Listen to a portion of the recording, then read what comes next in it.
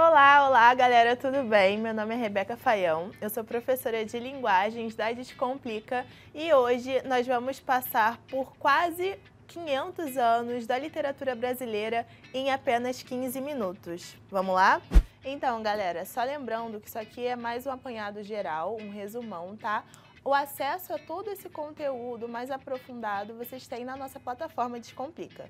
Então acesse aqui o link na descrição do vídeo para poder se inscrever lá, tá certo? Então vamos lá, agora vamos repassar então esses 500 anos da literatura brasileira? Vem comigo então, produção, roda a vinheta.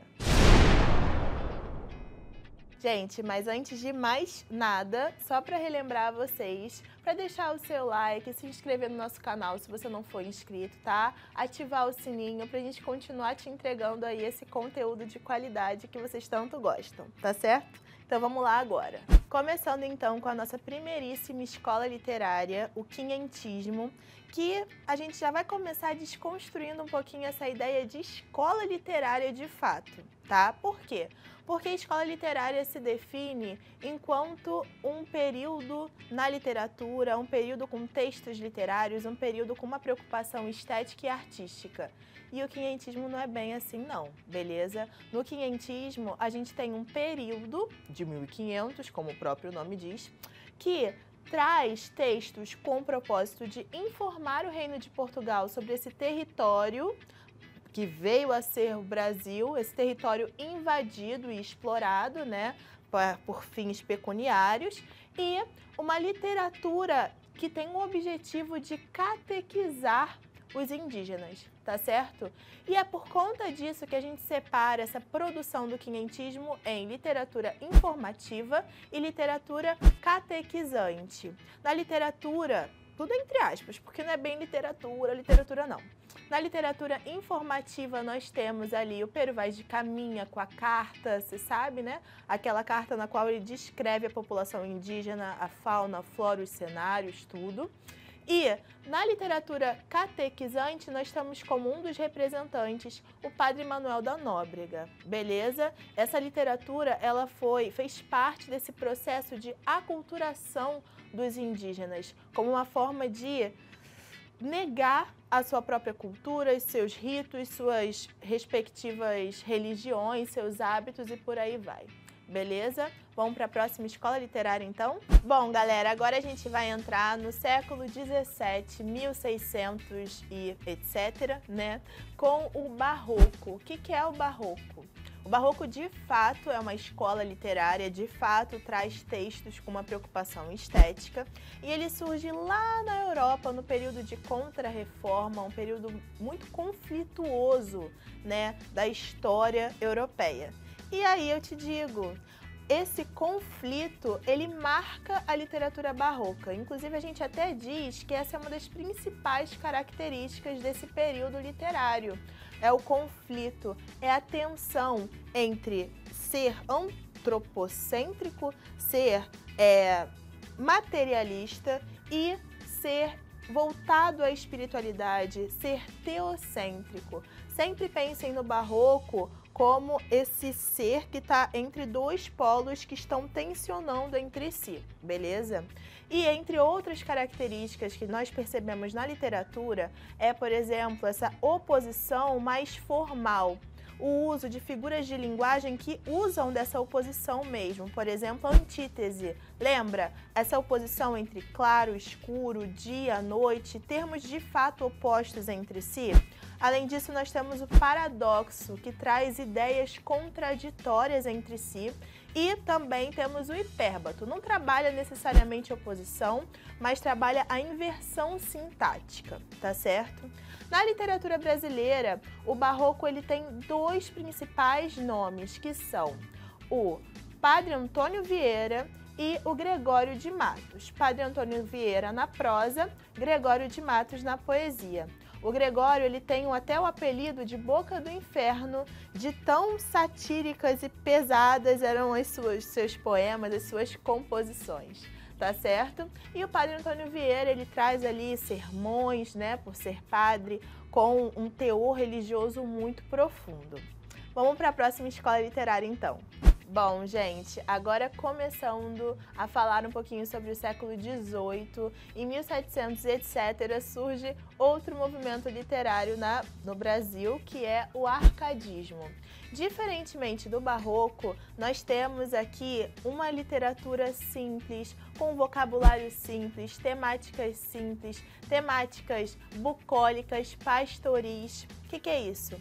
No arcadismo, a gente tem a valorização do campo em detrimento da cidade. Então, o eu lírico, ele busca fugir para esse espaço mais belo, mais campestre, com lindos cenários, com lindas imagens. Tem até uma música, que eu não vou cantar porque vocês vão morrer de inveja, que é Casa no Campo, da Elis Regina. Eu quero uma casa no campo, que eu pessoalmente acho que representa bastante esse período do arcadismo. Dá pra gente estabelecer um paralelo bem legal.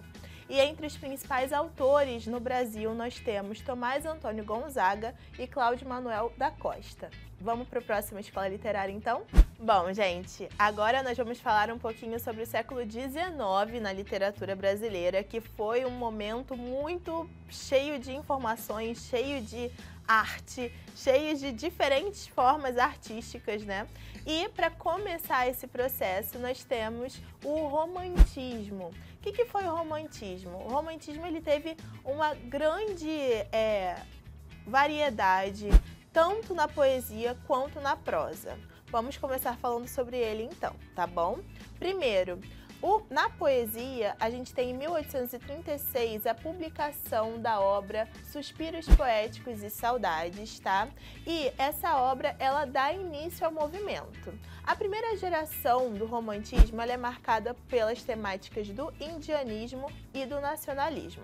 A segunda geração ela é um pouquinho diferente, tá? Essa segunda geração, ela trabalha com aspectos mais pessimistas, com um eu lírico que está incomodado com a realidade e busca fugir desse presente de N formas, tanto através do passado, do sonho, da idealização da mulher e através da morte também.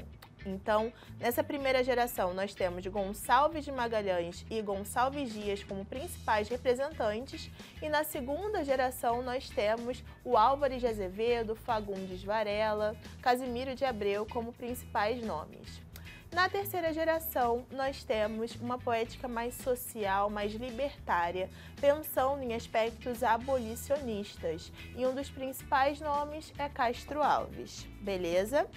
Em relação à prosa do romantismo, nós temos diferentes separações. Não é uma separação por geração, é mais por temas. Então, nós temos o romance indianista, histórico, regionalista e urbano.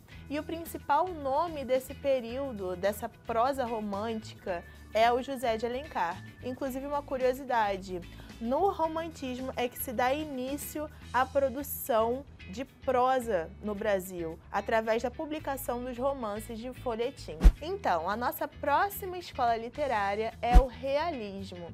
Vocês perceberam, né, que no romantismo a gente tem algumas temáticas sobre fuga da realidade, muitas vezes idealização das figuras femininas, enfim, temos também um tom de subjetividade muito forte. O realismo ele faz um movimento contrário, é mais objetivo, é o olhar direto para a realidade, um olhar crítico para a realidade, tá certo? Também é uma escola literária, um movimento artístico, né, que surge na Europa e é incorporado ao Brasil.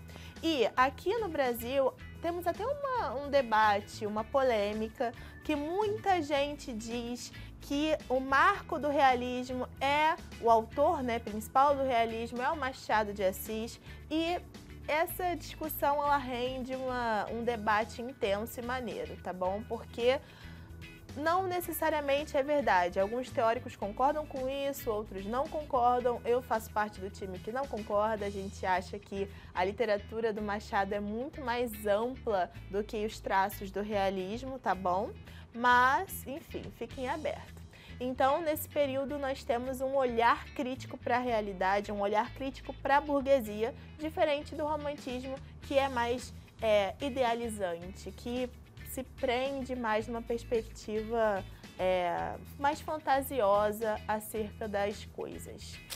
Bom, galera, antes da gente dar continuidade para as nossas escolas literárias e nosso papo maravilhoso sobre literatura brasileira, eu vou te pedir para você deixar seu like, se inscrever no canal, ativar o sininho, tá bom? Se você está gostando desse conteúdo, continua aqui e dá essa engajada pra gente continuar trazendo esse conteúdo maravilhoso para vocês, tá bom? Vamos lá? Bom, galera, agora pra gente encerrar esse século XIX que eu falei pra vocês que foi movimentado, vou falar um pouquinho sobre o naturalismo, o parnasianismo e o simbolismo no Brasil. Vamos que vamos! O naturalismo faz parte do eixo do realismo, então temos algumas semelhanças, tá? Essa objetividade, esse olhar mais crítico sobre a sociedade, as relações entre as pessoas, sobre a população no geral, mas o naturalismo ele sofre maior influência às teorias cientificistas da época. Então, a gente tem o determinismo como uma filosofia inserida nessa escola literária, tá certo? Além do determinismo, das influências do cientificismo, nós temos também a influência do positivismo, tá bom? E nós temos um olhar analítico às camadas mais pobres da sociedade. É comum que, ao ler uma obra do naturalismo, você, hoje, em 2022, se sinta com agonia, incomodado com aquela narrativa, acreditando, né, ser inclusive preconceituosa, e faz total sentido. Eu também me sinto incomodada, tá? Realmente faz parte, são narrativas que refletem um pensamento hegemônico da época e é interessante a gente ler para poder ter essa visão crítica mesmo sobre como as coisas eram naquele período, tá certo? Como o principal autor, nós temos o Aloysio de Azevedo. Ele escreveu o Mulato, escreveu o Curtiço, tá? São obras bem marcantes desse período naturalista. E esse período fez muito sucesso na literatura brasileira, tá bom? Então vamos para a próxima. Agora vamos falar um pouquinho sobre o parnasianismo. O parnasianismo, ele está inserido na poesia, não na prosa. E é um momento literário que almeja uma perfeição da poesia. Almeja um trabalho com a linguagem muito intenso, arte pela arte, é seu lema. Aqui nós temos uma intensidade da métrica das rimas, da forma poética. Não temos um impacto da subjetividade, então temos essa diferença com o romantismo. Não temos um impacto das emoções, não temos o impacto das críticas sociais. Aqui é a arte pela arte purinha. E um dos principais poetas desse período é o Olavo Bilac, tá bom? E para finalizar esse século, nós temos o simbolismo, que é quase que o oposto do parnasianismo nesse sentido temático.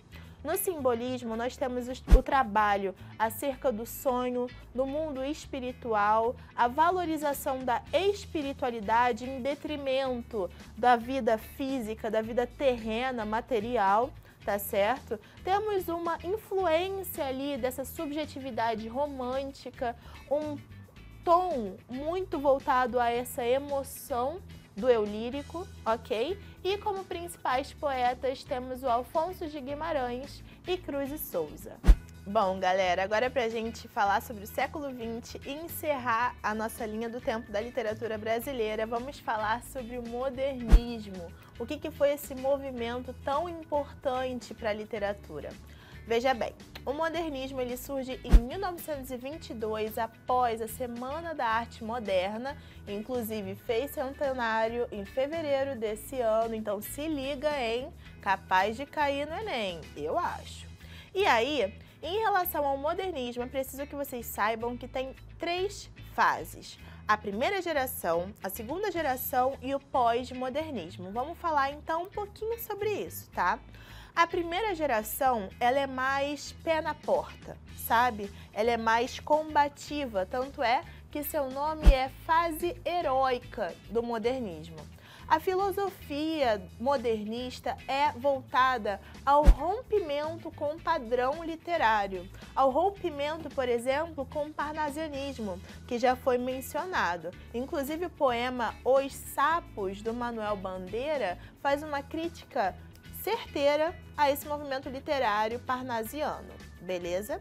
E aí, nessa primeira fase, nós temos o uso de versos livres, versos brancos, a temática do cotidiano, uma linguagem próxima da oralidade, tudo para se valorizar o brasileiro de fato, a identidade nacional, a cultura nacional.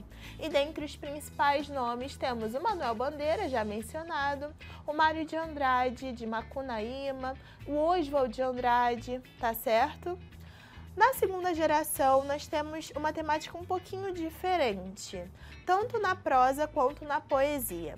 A prosa é chamada de geração de 30 e a temática é mais regionalista. Sai um pouquinho desse eixo do Sudeste e vai para o Nordeste, vai para o Sul, para locais que não eram tão olhados assim.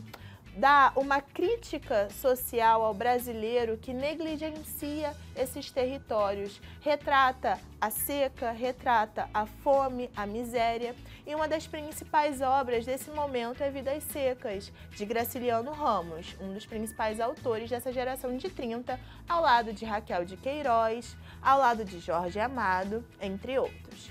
Na poesia, nós temos um amadurecimento poético em relação à primeira fase.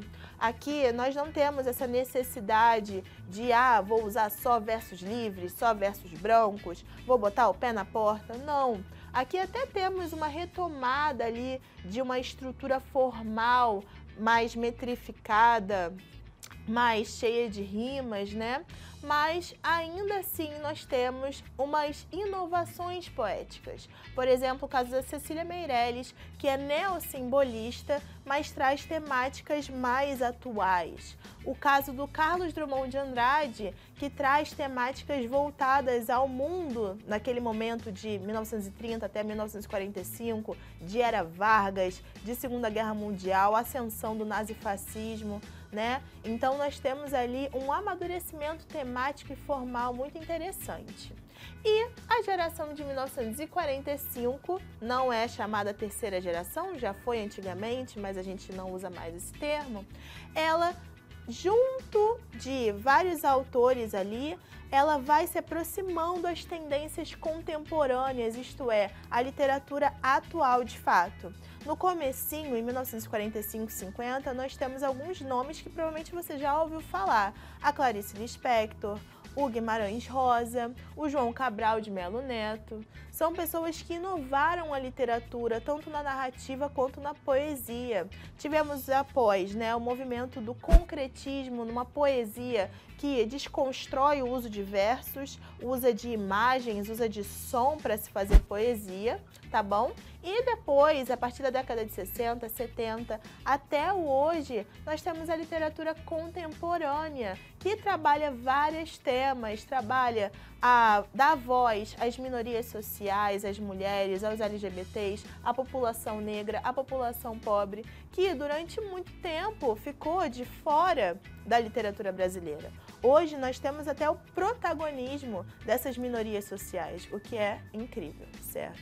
E, claro, a gente não pode dar nome aos bois, dizer que atualmente temos a escola literária tal, porque é a literatura contemporânea. Só daqui a muitos anos, tá bom? Que vai ser estudado o que está sendo produzido hoje. Bom, gente, então é isso, terminamos. Eu espero que eu tenha conseguido dar conta desses quase 500 anos da literatura brasileira em 15 minutos. Não é fácil, tá? Mas, só relembrando para vocês que isso daqui foi mais um resumão mesmo, foi uma trabalhada mais ampla sobre uma discussão tão intensa. Para vocês terem acesso, então, a esse conteúdo mais aprofundado, eu peço para vocês assinarem a Descomplica, tem link aqui na descrição do vídeo com desconto para vocês, tá certo? Venham assistir as nossas aulas, tem aulas sobre todos esses assuntos de hoje, mais outras, tem aula comigo, tem aula com os outros professores, tem monitoria, tem tudo. Então vem fazer parte desse time, tá certo? Eu adorei estar aqui com vocês, beijão, obrigada pela presença e tchau, tchau. Vamos pro próximo. Ih, era para eu não ter falado vamos pro próximo, mas tudo bem, edição, por favor. O Parnasianismo, ele é um dos autores, ele é, perdão, como já incorporei o bagulho que não era pra ter incorporado.